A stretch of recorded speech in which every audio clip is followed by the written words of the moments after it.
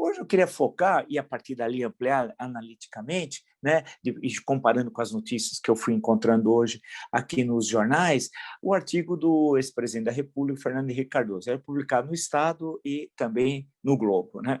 E o ex-presidente, que é sociólogo de formação, como é de conhecimento de todos, né, ele faz uma série de reflexões, chama assim, a epidemia política, né?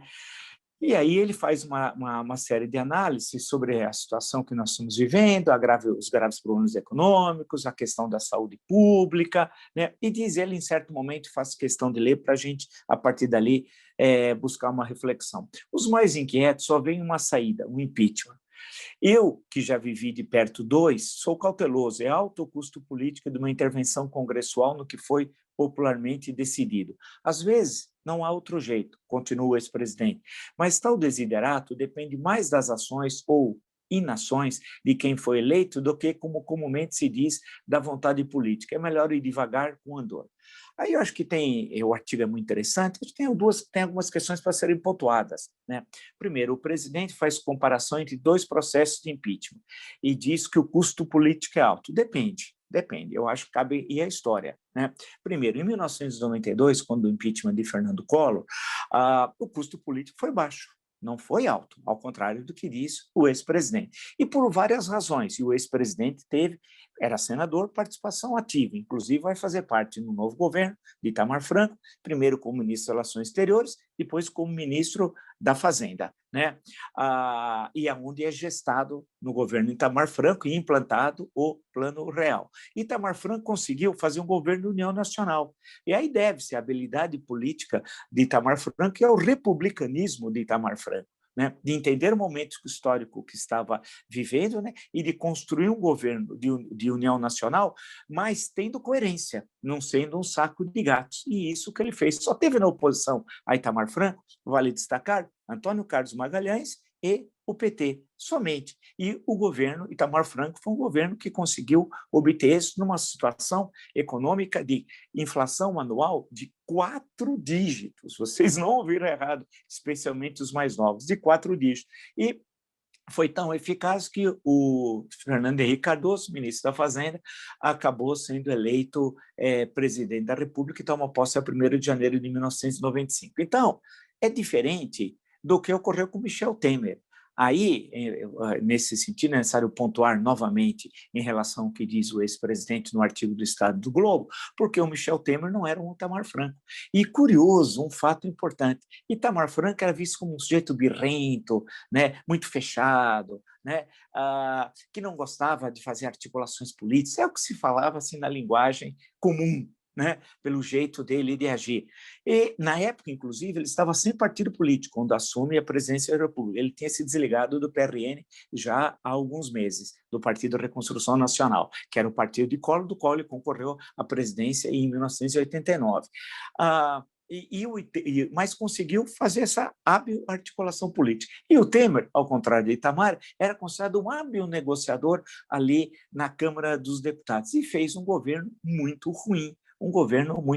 Ele não foi um Itamar Franco, ele não conseguiu construir um governo de união nacional e tinha condições de fazê-lo. Evidentemente que ele está numa situação histórica mais difícil do que Itamar Franco, né? 2016, politicamente, era mais complexo do que o 1992. Por quê? Porque o PT não era o Collor. O PT tem uma estrutura nacional, né? Um partido que foi fundado em 1980, governadores, prefeitos, vereadores, deputados estaduais, deputados federais, senadores, e tinha ficado no governo, vencido 4 eleições, 2002, 2006, 2010 e 2014. Não era o caso do Collor.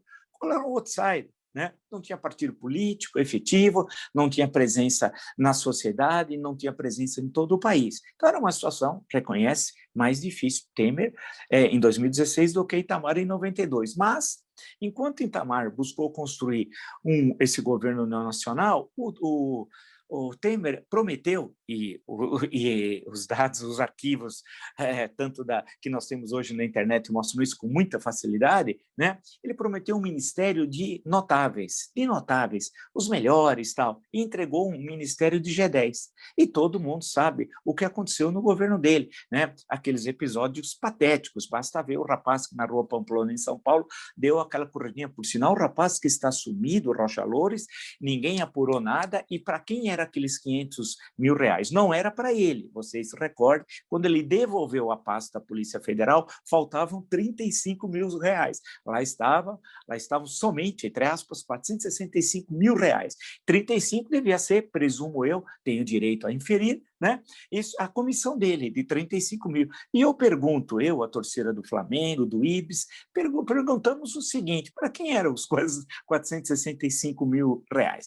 E outros fatos que ocorreram no governo, né? Que desmoralizaram a gestão Temer, que era muito mais difícil de ser realizado do que Itamar, insisto, né? Mas que acabou levando à desmoralização do Temer e terminando o governo como terminou. Ninguém queria saber dele, nenhum candidato presidencial dizia que era candidato do Temer em 2018. Pelo contrário, ele era uma espécie de Midas às avessas, naquela conjuntura histórica, né? Então, quando o presidente diz tem um alto custo político e que ele assistiu 2 impeachments, é necessário diferenciar os 2 processos, que são, portanto, distintos. Sendo assim, não cabe analiticamente, e nós estamos falando com um sociólogo, um sociólogo que tem uma obra importante desde os anos 1960, né, que não há possibilidade dele comparar os dois, dizer que os 2 processos são a mesma coisa, e, por isso, colocar que o impeachment pode gerar um custo político muito alto. Não. Depende de quem lidera o processo de impeachment, depende da conjuntura histórica e dos atores, né? Vale lembrar também, se o Temer foi tão mal, foi por causa da conjuntura dos partidos políticos, a ação dos partidos políticos naquela conjuntura. Não deve só colocar essa fatura no Michel Temer, né? Isso é importante também pontuar. Então, sendo assim, esse tipo de afirmação que o ex-presidente faz não sustenta seu argumento.